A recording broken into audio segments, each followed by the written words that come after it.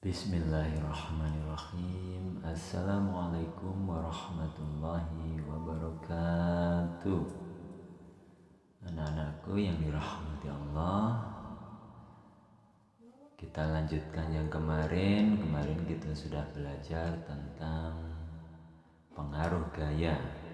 Gaya mengubah gerak dan bentuk benda. Sekarang kita akan lanjutkan. Kita akan belajar tentang gaya mengubah kecepatan benda. Yang pertama, contoh mobil yang awalnya melaju pelan ketika digas akan berjalan dengan kencang. Contoh lagi, sepeda ontel awalnya dikayuh pelan, ketika ada jalan menurun kecepatan akan bertambah.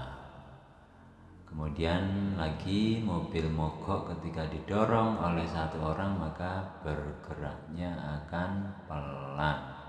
Tapi ketika didorong oleh beberapa orang maka jalannya akan lebih cepat. Yang kedua, gaya mengubah arah gerak benda.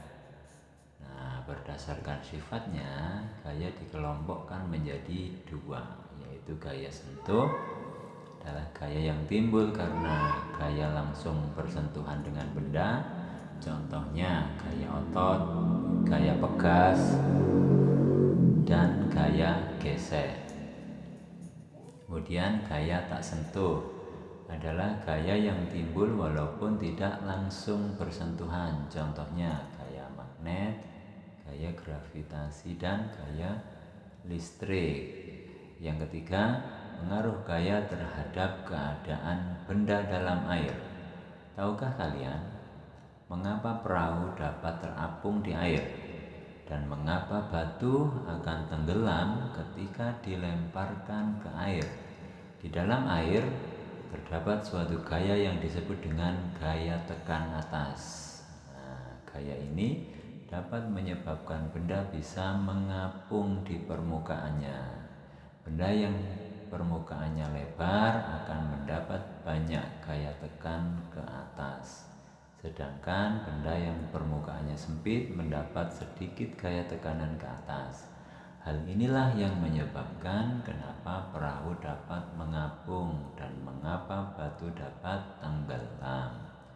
Keadaan di dalam air dipengaruhi oleh gaya tekan atas dan berat benda. Contohnya, jika gaya tekan atas lebih besar dari berat benda, maka benda akan terapung. Jika gaya tekan atas sama dengan berat benda, maka benda akan melayang.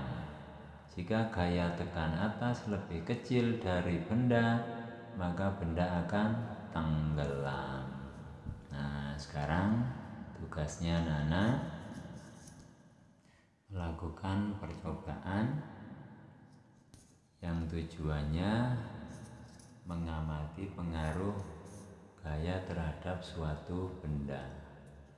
Bahan-bahannya anak-anak bisa pakai bola dan kaleng bekas. Caranya, yang pertama, letakkan kaleng bekas berderet di lantai, kemudian lemparkan bola dengan cara menggelinding. Pertanyaannya, apa yang terjadi pada kaleng-kaleng yang berderet ketika terkena bola? Yang kedua, apa yang terjadi pada bola saat bola berhenti menabrak deretan kaleng? Nanti kesimpulannya anak-anak tuliskan di buku catatan, di buku tugasnya masing-masing.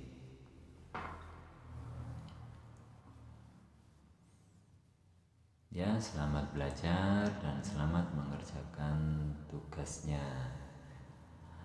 Assalamualaikum warahmatullahi wabarakatuh.